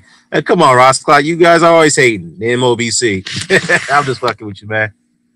Caesar said it looks like Tank ready to leave for the zone. Yeah. Let me see. What's your thoughts on AJ? Yeah, I want to talk about that because I already gave you my thoughts on that already, Charlie. Like I said, I'll give him the benefit of the doubt as a fighter because I comment on the recent thoughts about him. He's saying he's facing a lot of pressure to knock out Povetkin. That's what I wanted to talk to you about and give your thoughts and opinion on that. Yeah, he is, man, and I mean, well, his team is, they're avoiding the fight. Barry Hearn has admitted that in that IFL interview that they're stalling the Wilder fight. They're ducking the fight right now for another couple of years because they're waiting for him to age and slow down. And I don't like that shit. I'm just being honest. I don't like it. I really don't like that. Wait for a guy to slow down so you can take advantage of him when he's not at his best. I don't like that shit. Excuse my language. All right, so according to the Eddie Hearn, the reason why Floyd Mayweather did not agree to the Tevin Farmer and the Gervonta Davis fight, so this is what this is about, because Tevin Farmer had signed a deal with the Zone, and Eddie Hearn was trying to make that fight between Farmer versus Gervonta Davis, and Eddie and Floyd Mayweather didn't accept that offer for the fight. So now you could call that a duck of Davis on Farmer based off that situation. So be it. But according to Eddie, Floyd nixed it because, let's say here, quote, uh, everybody talks about rivalry in politics, but it gets to a point where the money is good where people don't give a shit about rivalry in politics. Now, you have to act in the best interest of your fighter. Now, Lou DiBella and Tevin Farmer receive a life-changing money to fight big fights. You know, and now these are super fights that can be made. We have Farmer and the pieces of the jigsaw. Now we have to get the other pieces in Gervonta Davis. He'll be desperate for that fight, and we can pay him more money than anyone else can. Now, I think Floyd had probably commented on this and say, look, we've already made a huge offer for Davis to. Oh, this is Eddie said. I'm sorry. Never mind. Eddie went on to say that we've already made a huge offer for Davis to the Mayweather Promotions, and for some reason they turned it down and they didn't want to do it. The public demand will say you have to make this unification. Of course, he's going to want to fight. It's a good fight. It's a lot of trash talking and unification.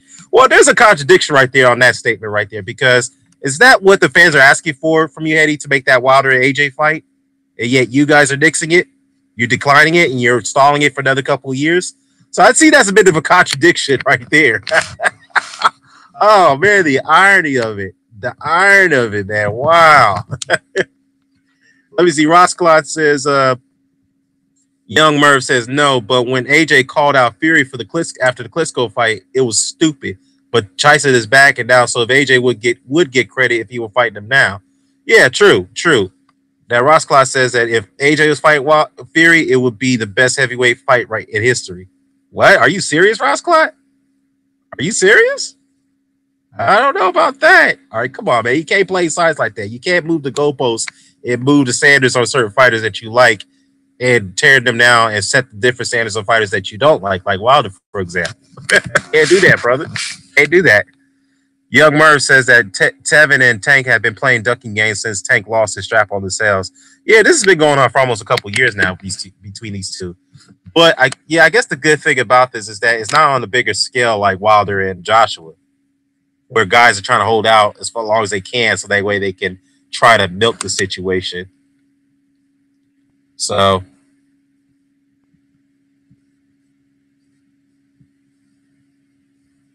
yeah, it is what it is. Let me see. Rossclaw says Farmer can't beat Tank. Well, that's all matter of opinion, but I think Tape's going to win that fight. I have to agree with Rossclaw on that one. I have to agree with him on that one. Another rumor that came out, and rumor mill, I want to address this real quickly, is Kovalev versus Alvarez, a rematch. Now, we all know that Kovalev and Kathy Dubé had announced a couple weeks ago that Kovalev is going to exercise his rematch clause against Elite Alvarez, which in my opinion is a terrible mistake. I think Kovalev should just call it quits, or better yet, he should just take a tune-up fight elsewhere and then get the rematch. But he wants to go into it straight away, and I don't like his chances of that rematch. I really don't like it. Okay? And there's a rumor mill that went out that HBO may not want to showcase that fight. And to me, I'm scratching my head. If this is true, then why? Why would you want to? Why would you ask that fight? Because it makes no sense. I'm just trying to figure out why. Why would you ask the rematch? I don't get it. I really don't. Let me see.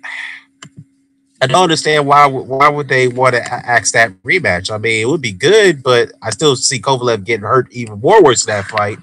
But why would they not want to go through with the rematch? I don't know. Is it because they're really scaling back on their budget? Are they kind of slowly phasing out boxing, or what is it? Yeah, Young Murph says that HBO is bowing out altogether gradually. That could be. You could be right, because they're going through a drastic budget cut with their sports program, particularly boxing. They've lost a lot of fighters. I mean, particularly with the Top Rank contract. When they lost Top Rank, that really killed them. And they lost a lot of. They lost Golden Boy. I mean, at that time, they went over to Showtime. Now they became Heyman fighters. It's like HBO has lost a lot over the years. And they put up some good fights. No disrespect. They have put up some good fights, but it has not been the last few years of HBO has not been that good. I mean, they had some positive moments, but for the most part, they've been on the decline for a long time now.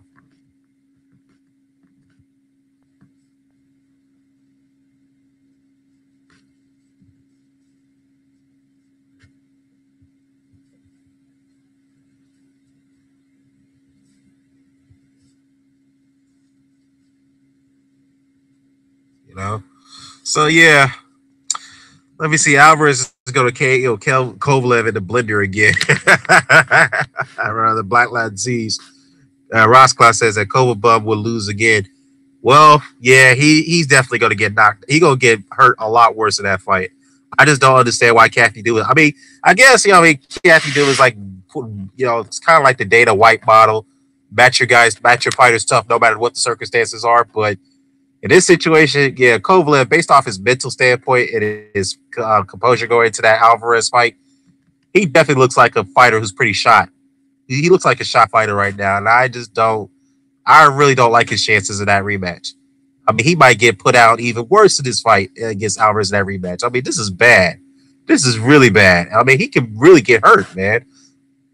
Really get hurt badly. I mean, far worse than he did in the Alvarez fight. So, yeah. The Texas says that HBO is self-destructing. Yeah, I mean, from the looks of it, it looks like they're bowing out. I mean, I could be wrong, but yeah, it looks like they could be bowing out. Yeah, I was going to get into that, young bird, that what you call the PBC Showtime deal. They got a 3-year deal going on. So, yeah, let me talk about that for a second here. I'm going to bring up that article. So they finalized a 3-year deal. They have entered a 3-year deal, extended their long-term partnership. The deal calls for a monthly series of events presented by PBC to air live on Showtime, ensuring the network's access to the deepest talent pool in boxing. It continues ability to deliver the industry's leading programming. The agreement also calls for PBC to deliver content for a significant expansion of live boxing programming from Showtime Sports coming in 2019. Now, this announcement was made today by Stephen Espinoza, president in sports and event programming for Showtime Networks Incorporated.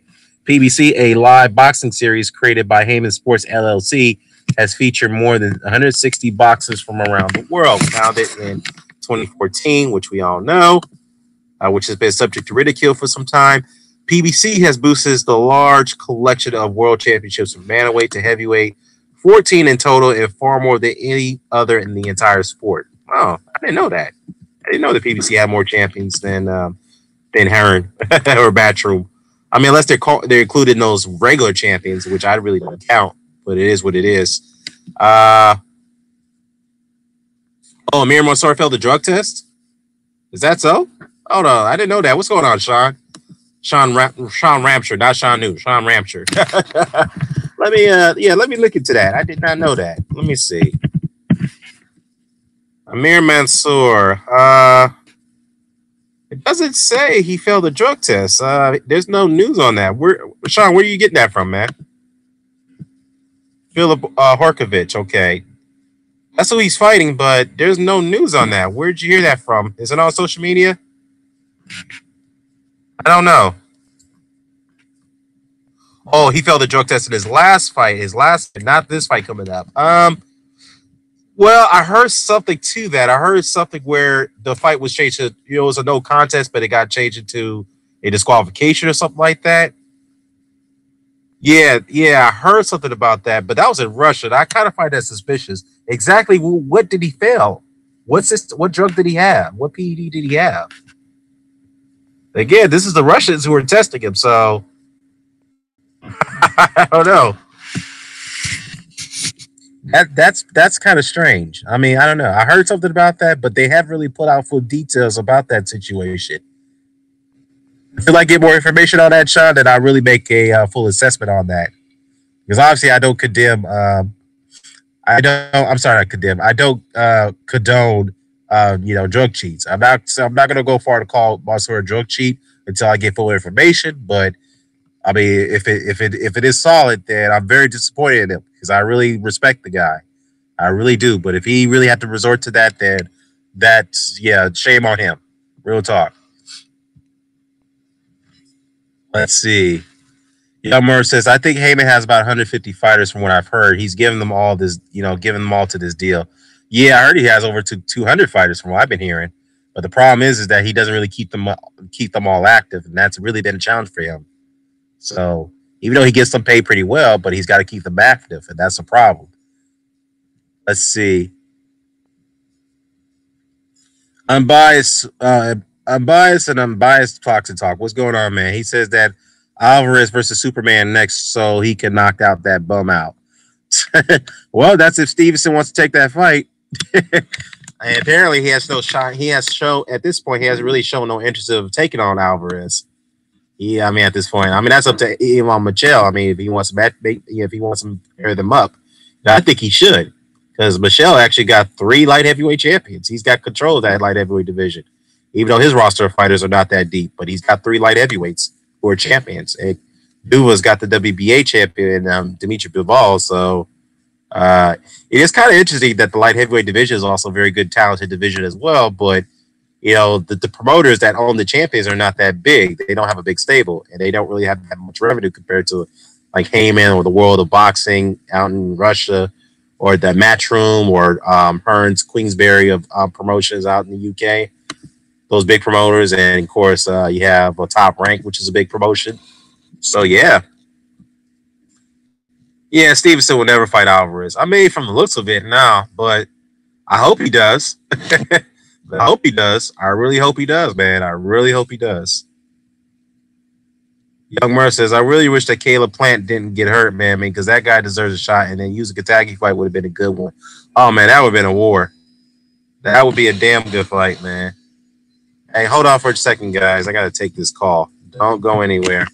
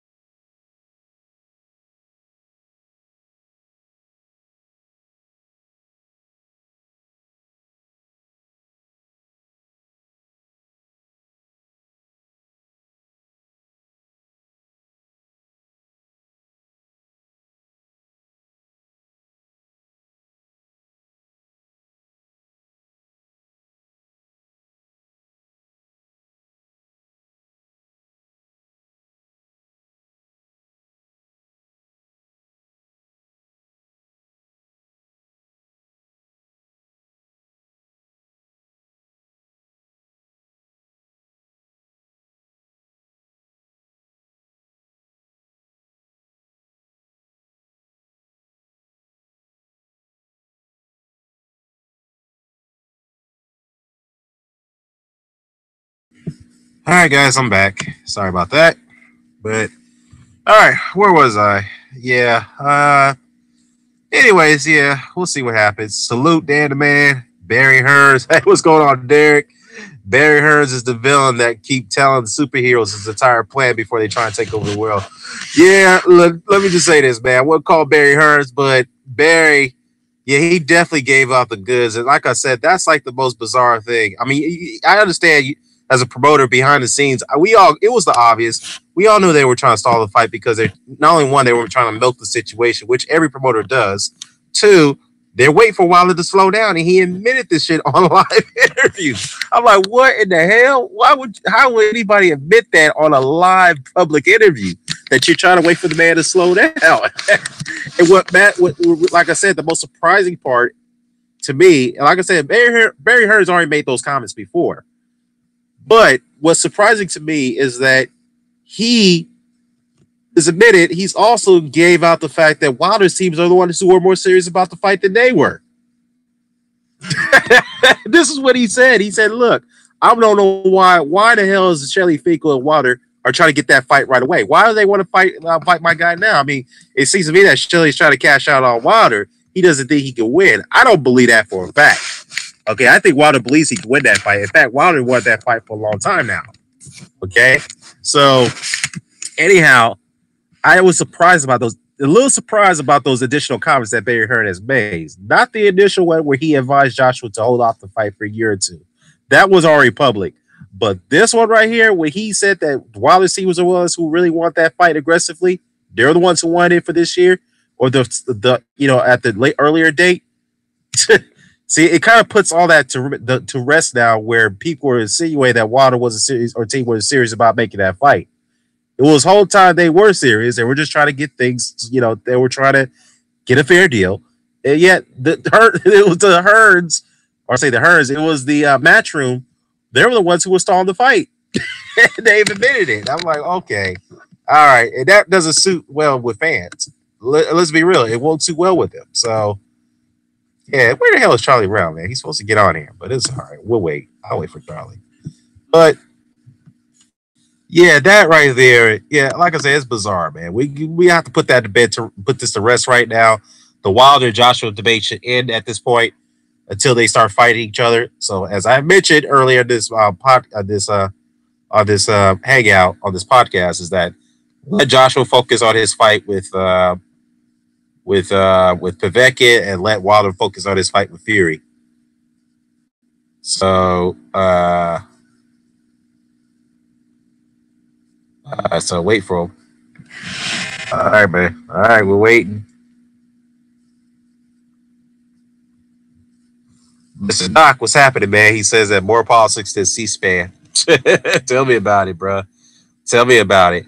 And you know what's funny though, because we were just on here and we were just discussing the fact that no one's really hyped about Canelo versus Golovkin. Now, the rematch. Now, to be fair, when it gets to the eve of that fight, it'll probably start building more fan interest as it gets close to the fight date. But going back to the fight last year, I mean the hype for it was really, really there. It was at all time high, like a few weeks before it got into it. But now it's like people are not even really concerned about it now. It's like, I don't know. Is it that again? It goes back to the drug testing controversy with Canelo, which kind of soured the interest for the fight. I don't know. I mean, I don't know. I mean, it's sad though. It's a good fight, but it's like there's nobody really interested in it. I mean, it's sad.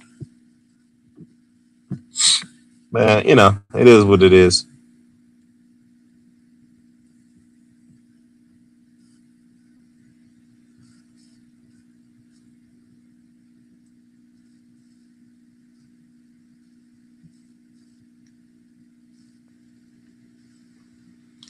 Yeah, let me see. Mr. Doc says there's always a shit show with Canelo. I mean, I'm sick of that dude. You know what? I think that's probably what it is. Again, it has nothing to really do with Golovkin. It's more so do with Canelo. I'd rather see the Jacobs rematch. Well, to be honest with you, Mr. Doc, I'd rather see the Canelo rematch more than the Jacobs rematch at this point. I don't know. That's just my personal opinion. But, I mean, at the same time, yeah, I don't know. I guess because again, I think it with this whole heavyweight talk, I think it's kind of dominated it's dominated the interest of the lower divisions at this point. It has. It has. I mean, with the whole Wilder and Joshua situation, with Joshua, I mean, and Povetkin, and then you have the Fury and the Tyson, or you have the Fury and the Wilder fight coming up. You have Big Baby Miller, who's been talking a lot of trash. You have Luis Ortiz still trying to get a fight. It's all this. Most of this talk has been all about the heavyweights. It's been majority about the heavyweights at the moment, and I think that's a good thing and it's refreshing. So, yeah, that's just my thoughts on it. All right, man. I don't know. I guess I'll give Charlie another couple minutes and I'm probably just head off. Fair enough. I've been really sick of Canelo for years. Yes. I mean, he's a good fighter. Great. He's a very good fighter. I say great, but he's a very good fighter, but a fighter who's been given the benefit of the doubts when it comes to very close fights and decisions. Very, very, very, very, controversial fighter when he's been getting these these controversial decisions. Because at this point, to beat Canelo, you're going to have to really, really knock him out or really dominate the guy. If you give him one fracture of a shot of him being competitive in fights, he's going to get the benefit of the doubt. That's what it's always been with this guy. Always been with him. So, yeah. And people say that he's a Hall of Famer. I mean, I don't know, man. I really don't know if he's a Hall of Famer, but I mean, he's had some good wins, yeah. But but his high-profile wins, some of them have been controversial. So, I mean, that's an honest fact. And some of those fights themselves is like Josecito Lopez and Khan. Yeah, I know. I mean, he stopped those guys in spectacular fashion, even though those are naturally smaller guys. But yeah, I don't know. I don't know, man. Let's see what we got here. It looks like we're going to call it, man, for tonight. I'm tired, man. Well, Charlie, we'll have to catch up another time. I might have to call him and see what happens. Derek Williams says, any idea who's on the undercard for Wilder versus Fury? You know what, Derek? I don't know about that. I heard some rumors that Keith Thurman may make his return on that undercard against a tune-up, I should say. That's what I heard. I don't quote me on that. That's the rumor I heard. I don't know, like I said, that's a possibility. Yeah, it was all right. Peace out, Ross Clyde, MOBC. MOPC to the fullest, bro. But as far as the undercard is concerned, let me look at that and see if I can find any information on that. But I heard they're, they're going to kind of stack up that undercard, which I think they should if for the pay-per-view to be successful. Let me see. Wilder versus Fury undercard. Yeah, the rumor mill, and this is actually T Street Controversy actually reported this. He said that the rumor mill is Keith Thurman versus Josecito Lopez could be on that undercard for Wilder versus Fury. Josecito Lopez for Keith Thurman as a tune-up opponent. What do you guys think about that?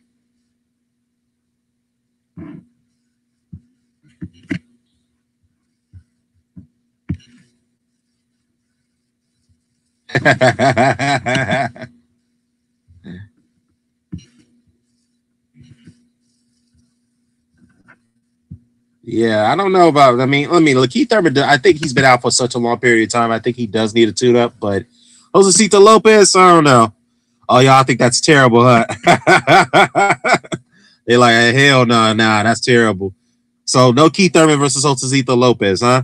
That would be a good tune-up. Okay, what about who should Keith Thurman fight then? Especially coming off a hand injury, he's been out for a long time. Who do you think he should fight? How old is Lopez? So how old is he anyway? I mean, yeah, he is aging. Did he start at 135? No, I think he started at 140, Mr. Doc. Yeah, he started at 140. Yeah, Josecito Lopez versus Keith Thurman. I heard that fight was gonna be on the end of the card. But as far as the other fights, I don't know, Derek. I don't know anything about that. But I think it should have a good undercard. I think Clarissa Shields' next fight should be on that undercard.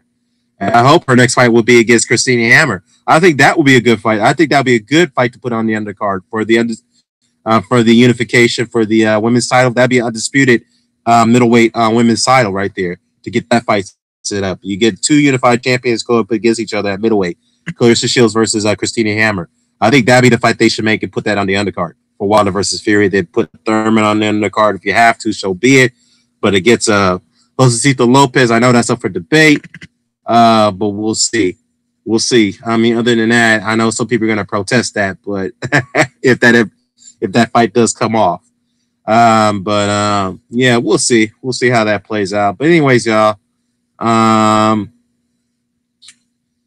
Yeah, I'm out. I'm gonna go ahead and shut this down. Let me see. Well, before I do that, Mr. Doc says let him knock out the fake Ray Robinson if that's got to be 140-pound guy. Hey, you know what? That southpaw Ray Robinson. Why not? That'd be a good tune-up. Why not? That'd be a good tune-up for him. I mean, the Ray Robinson. I mean, he lost to Ugas. I mean, he got knocked out by Ugas, but didn't Ray Robinson fight after that? After that loss, I think he had a tune-up fight after that. I don't know. I think it was a non-televised fight, but I don't know. But we'll see. We'll see. But anyways, yeah, I'm gonna go ahead and shut this down. Call it night. We'll talk to you guys later. Shout out to all you guys in the chat. Ross Clott, Young Merv, Derek Williams. Shout out to you as always, brother. Mr. Doc. Let's see. Mr. Doc. We got the Great Drake that was here. Black Latin Seas. Charlie Brown. The Texan. Ahmed 92. Who else am I missing here? I know I'm going to get through almost every one of y'all here. I know it's a bit. Okuma's Deception. Shout out to Okuma. Let's see. Who else is here? I think Rock 89. Champ Ross. Yeah, I got to hit up Champ, man, because we're going to talk about heading out to that Wilder fight in Vegas. Tax Tat. Shout out to you, brother. Percy Bedford, as always, man. So, yeah, we're going to hit up Champ Ross, man. We're going to have to talk about going into that Wilder Fury fight in Vegas because we might make a trip down there. I'll definitely go down there in November. So, all right, peace, Mr. Doc. Yeah, we're going to catch up later, man. We have to do the old school fight chat pretty soon. All right, y'all. I'm out. Peace.